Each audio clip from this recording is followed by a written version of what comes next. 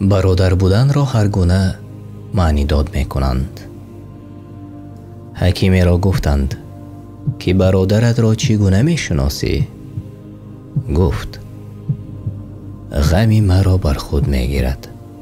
از من می پرسد کاستیم را یعنی کمبودیم را اصلاح می کند، لغزشم را می بخشد و پروردگارم را به یاد می اندازد.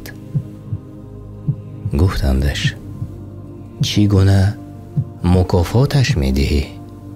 گفت در غیب برایش دعای خیر می کنم.